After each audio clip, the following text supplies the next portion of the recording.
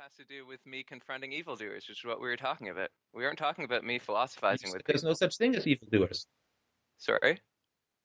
You said there's no such thing as evildoers. Because it's all, I asked you this earlier. You can amend it if you want, but I'm not going to pretend we didn't already have this conversation. Okay, so, Out of care for you, not out of any sort of desire for dominance. But you said it's just a bigger olive, basically, right? right. So I should have been more careful with my language because, well, the moralistic language is everywhere. So I slip sometimes too. I should have said people whose actions I find incredibly disgusting, in the place of evildoers. But it's a bit more cumbersome. No, it's not the same at all. This is not a synonym at all. Because you're talking about an emotional reaction, and UPB doesn't say, if you dislike stuff, it's moral.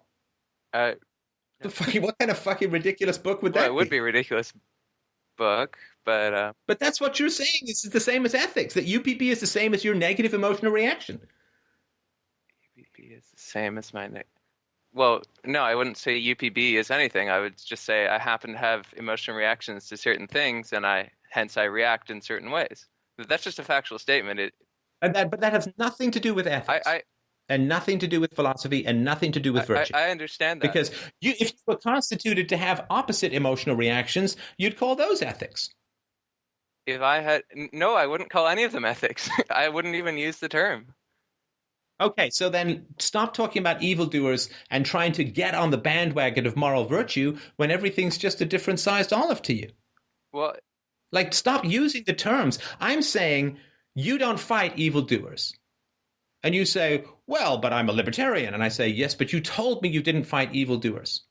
And you're like, well, but I do confront people that evil do. I said, but you don't believe in evil. You said, well, but it's the same when I have a negative. No.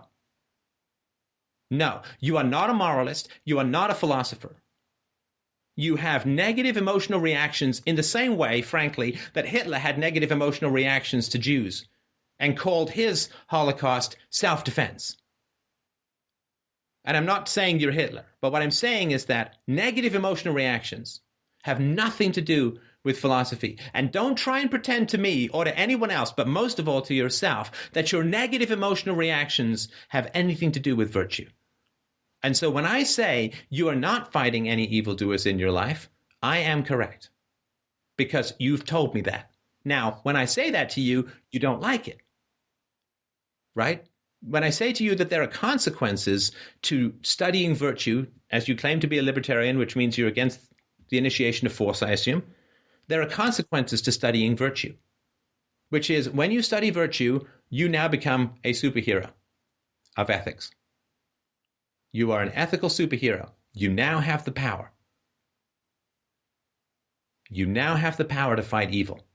And if you say, well, I kind of like reading blogs, and I find the intellectual superiority that I get from arguing the Misesian position against socialism and bureaucracy to be really cool. No, that is using ethics to serve your own ego. When you study ethics, you are now in the service of virtue. Like if you study medicine, you are in the service of health. And your enemy is illness, right? uh-huh. That's what studying medicine is. Now, if you've studied medicine and you don't do any of that stuff, basically you've just taken up space from someone else who could have done it. And if you go around saying, well, I've studied medicine and I know all about medicine and this and that and the other, and you never lift a finger to help anyone who's ill or to promote any health whatsoever, you're not a doctor. You're not a doctor. A doctor is not someone who studies. A doctor is someone who does with knowledge. The action is the key, not the study. Now, if you study and your conclusion is, if your study of ethics is, and your conclusion to your study of ethics is, there's no such thing as good and evil, then it's like you just spent 10 years studying medicine, came out and said there's no such thing as health or illness.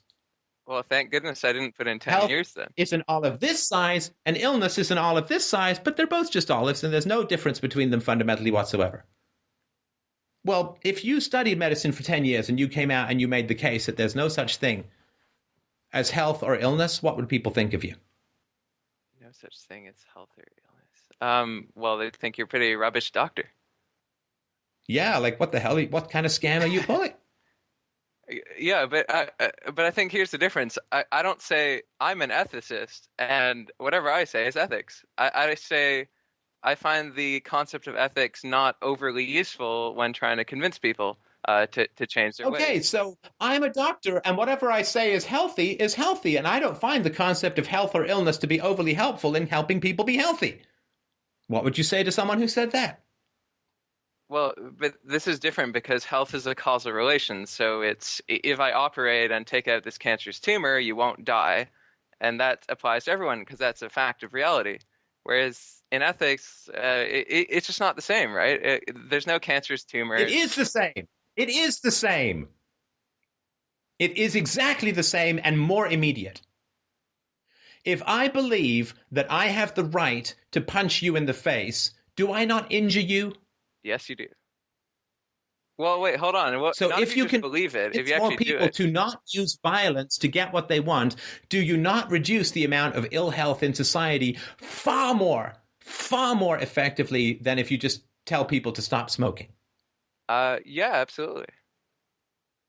So there is, if you can convince people to be virtuous and to accept the non-aggression principle, you end up with many fewer bullets through people's heads. You end up with many fewer shivs through people's sides. You end up with almost infinitely less rape, child beating, molestation. If you convince people to not pursue violence to achieve their goals, you are the best non-metaphorical physical doctor the world has ever known. Yeah. The most dangerous disease is immorality. Not just mentally, it is a physical virus that acts through weaponry to disassemble human beings, human families, human societies, human history. We are not metaphorical doctors. I believe philosophers are the only real doctors. Because the human virus of assault, rape, theft, and murder is the most dangerous virus in the world, and it spreads and acts on irrational anti-thinking. I mean, boy, people think sewers and sewage systems ended up saving millions of lives. They're right. Philosophy can do far more than that. A lack of philosophy is why circumcision occurs. Female and male genital mutilation occurs. A lack of philosophy is why countries occur, why wars occur, both religious and secular. A lack of philosophy is why prisons occur, why child beating occurs, while racial, religious, and sectarian tensions the world over regularly erupt into violence. Do you think the guy sawing off the head of a Western journalist is a good moral philosopher? I would question that. Is it cancer that killed him? No. Anti-philosophy is the great murderous shadow of the world. Yeah. I absolutely. But it still doesn't quite answer the question of like if you come out with this and people say, "Well, that's just moral absolutism." I prefer some more flexible moral standard. Uh, Dude, that's you. What do you mean these other people? This is what you're saying. okay, it's what I'm. Don't talk about, I have a friend who has a problem with erectile function. Right? Oh no, It's sure, you. okay, it's me. But if I can do it, then couldn't other people do it? And then, well, then Absolutely. what? And I'm only having this conversation with you because other people are listening. Yeah, fair enough. Right? Do you think that I believe I'm going to get through to you with the importance of what you could be doing with your life? The importance of what I could be doing with my life. Well, you think my life would be, I guess, more important if I accepted ethics and started condemning people? If you fought for virtue and fought evil, of Well, course. It's like, again, you're like a doctor saying to me, wait a minute, are you saying that my life as a doctor would be more meaningful if I helped heal the sick? It's like, of course it would But be. aren't you kind of assuming that I'm not doing? Because I do try to convince people of libertarian positions, and I'll use a number of approaches, mostly economic. I'll sometimes bring up, well, if you believe in universal ethics, then you should, then yeah, the UPB thing. Uh, I just don't go. I just don't use Okay, that you got one to stop. particular Got to tool. stop. You got to stop. No, you got to stop because I'm not having that conversation again about whether you're fighting for virtue. What has your emotional state been during this conversation? My emotional state. Well, kind of excited actually. I got a bit of adrenaline. It's good. Because you seem to me to have no particular emotional depth in this conversation. Emotion. Like I'm being pretty challenging, right? Yeah. I'm treating it as an intellectual debate, really. I don't know what should I be more emotional about it? Haven't I just made a very long case that is not an intellectual debate? The one we're having? Uh, Yeah. I don't know. I thought it was. Well, what do you think it is? Well, I just talked about the degree to which good philosophy can vastly reduce the amount of violence in the world. Uh, yeah. Like let's put it this way. Let's say you had a vial in your hand that cured cancer, Hmm. right? And I was saying you should release that into the world. And you were saying, well, I don't really believe there's any such thing as cancer or health or right. And I was saying, no, there are millions and millions and millions of people dying from cancer. You should really release this cure for cancer so that people don't die horrible, painful, brutal deaths. Yeah. And you said, well, I assumed we would just, and I say, you seem pretty unemotional about all these people who were dying because you refused to release your cancer cure. And you said, oh, well, I thought we were just having an intellectual discussion.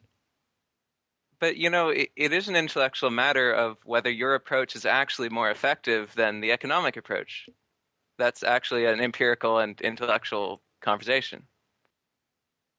All right. How long has the economic approach Yeah, been I taken? mean, that's very true. But How long has the economic approach yeah, been taken? Let's 200 say years, let's say. Basquiat, let's say Adam Smith. Okay. What, 350 Yeah. years? Right. Do we have a bigger government or a smaller government than when it Yeah, started? I've heard all your stuff on this. It's much bigger, obviously. Yeah. I So why are you telling me that there's some economic argument if you've already heard this stuff? well, what do you mean? But I've yet to see evidence that the philosophical approach has ever worked either. So we're kind of both in a no evidence situation. No, no, no, no, no, no, no. No, No? no, no, no, no, no. Um, First of all, I've been doing what I do for 6 or 7 years, let's say, right? So you're comparing 350 years to 6 or 7 years, right? No, I'm just saying we have no proof either way. I'm not saying you. No, no, we do. If you'd actually listen or ask me a question rather than defend your position, you might actually find out. Okay. So, yeah. I am now, in terms of searches, second only to Ron Paul in libertarian circles. Yeah, and that's great. I cheer you on. I think your stuff's great. Okay, so it's growing incredibly rapidly, right? Ron Paul's been involved in politics for 30 or 40 years, I think, right? Yeah. And I've climbed in just over half a decade from complete obscurity to number two. Hmm. Yeah. Very impressive. So that's pretty good, That's right? great. Yeah. Millions and millions of people have listened to these conversations, and millions and millions and millions more are going to listen to these conversations, right? Yeah. Hundreds and hundreds of thousands of people, based on rough calculations, have stopped hitting their children as a result of this show. Well, and that's great. Excellent. You don't understand why I'm saying this, No, though, because you have no connection to any of this shit. no, I do absolutely understand, but I think.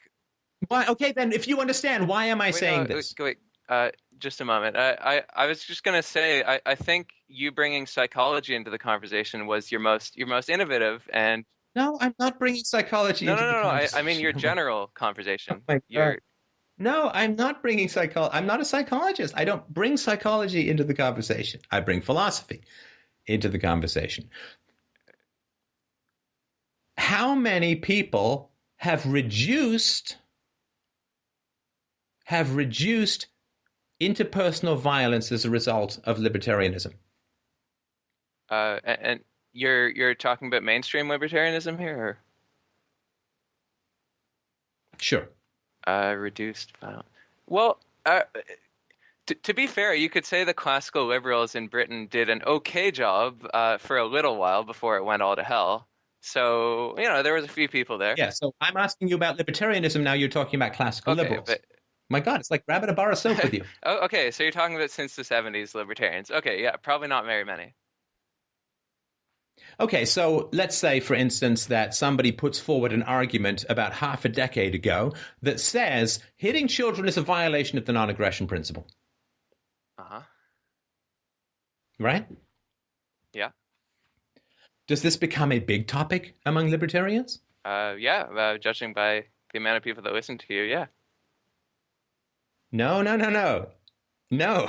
In libertarianism, not in my Oh, philosophy show. sorry. Okay, no, not In other no. words, I've Yeah. been to libertarian conferences where this subject is hotly debated, where this is something that people are talking No, not about. really. The mainstream libertarians try to avoid the child thing. Absolutely not. Absolutely not. They don't want to talk about parenting at all, That's true. right? The most prevalent violence in the entire world is the hitting of children. Very few people are murderers. Very few people are rapists. Very few people are thieves. 80 to 90% of Americans hit their children.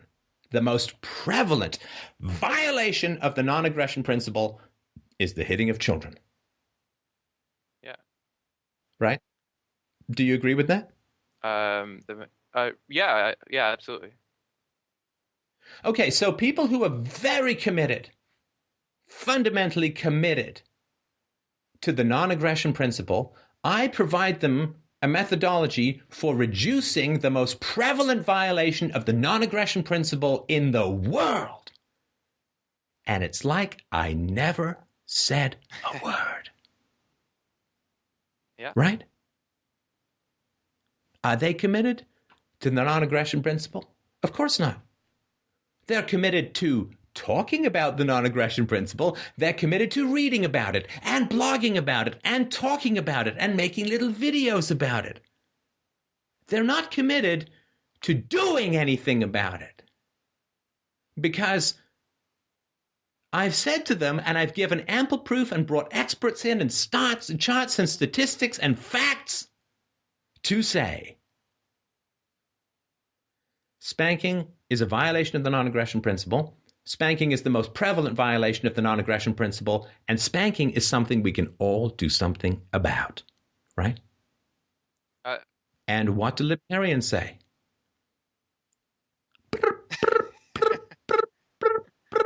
Nothing. Nothing. So through my show, at a conservative minimum, hundreds of thousands of people have stopped hitting their children.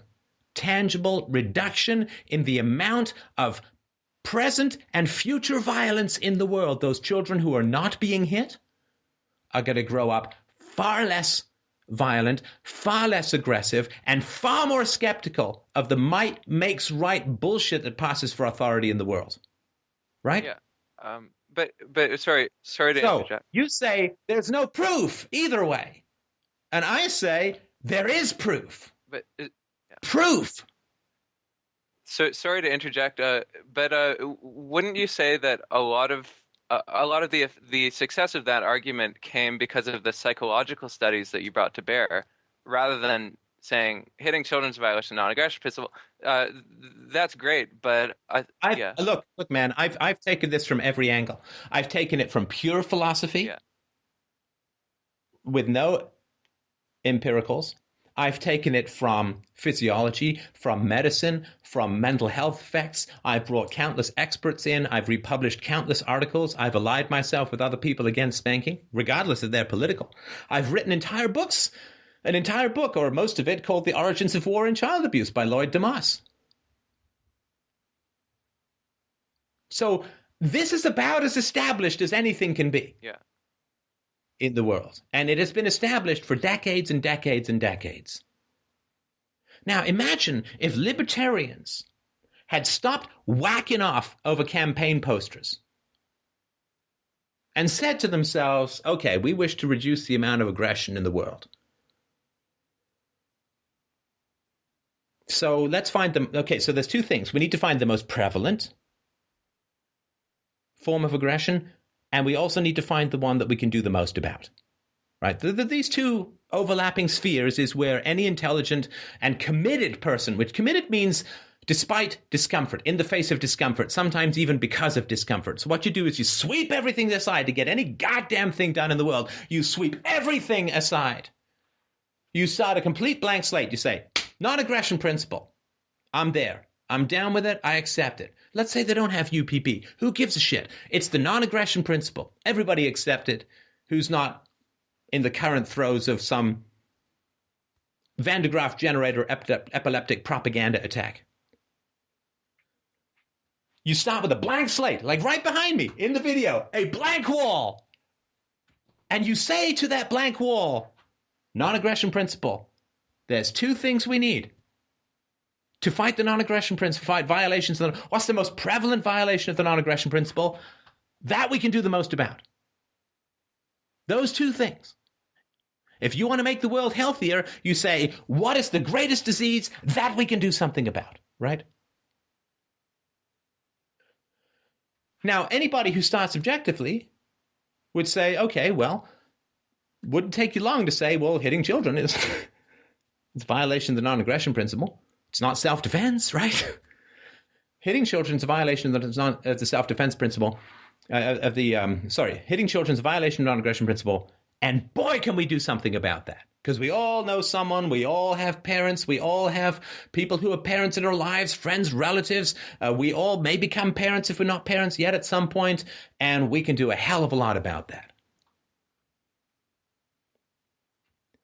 And that's what you do if you actually care about the fucking cause, rather than your own ego, your own bullshit, your own trauma, your own narcissistic crap. What you actually do is say, how can I be of service to the non-aggression principle in the most effective, actionable manner possible?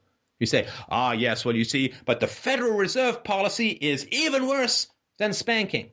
Yes, maybe. Maybe, I don't know. But we can't do anything about it, so sorry, that's off the wall, right? So that's what you do when you are actually in service of an ideal. You say, how can I have the most effect? And that means the greatest prevalence of whatever violates your standard, which is the most actionable. That is child abuse. And the science backs it up to the hilt. Now, imagine if libertarians, let's forget the classical liberals a couple of hundred years ago, if libertarians in 1971 had gotten together and said, all right, friends, we've got choices ahead of us. We all are going to be committed. We are going to channel our lives, our energies towards the non-aggression principle. Now, it's true the government does some pretty horrible things. What can we do about that? We can't do anything about that.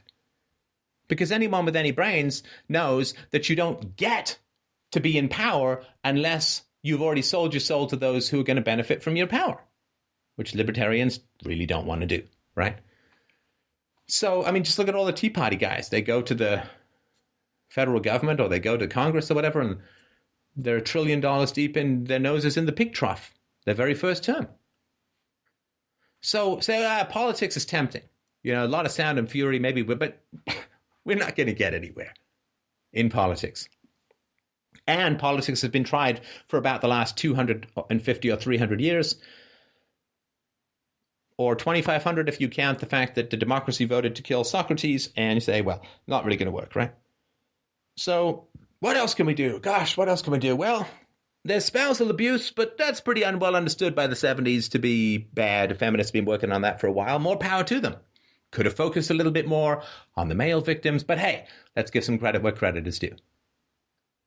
And then they'd say, what about the kids? Let's look up how prevalent spanking is. Ooh, 95%. Wow, 90%. That's pretty damn high. Is that a violation of the non-aggression principle? Well, of course it is. But it doesn't take really much thought to figure that one out. Can we do something about it? Well, yeah, we just had the example of feminists. Feminists bring in spousal abuse, wife beating to the forefront. They tripled the divorce rate throughout the 1970s. So we already have that model. We know it works. We know it's powerful. We know it's effective. And no one is speaking for the kids because the kids have no economic power in society, and so nobody serves their interests. The only economic power they have is whining for their parents to buy them stuff, which is why every Disney movie pretends that the kids are smarter than the adults. So imagine if they had done that 43 years ago. And they had expended as much time, money, energy, and resources at the promotion of peaceful parenting.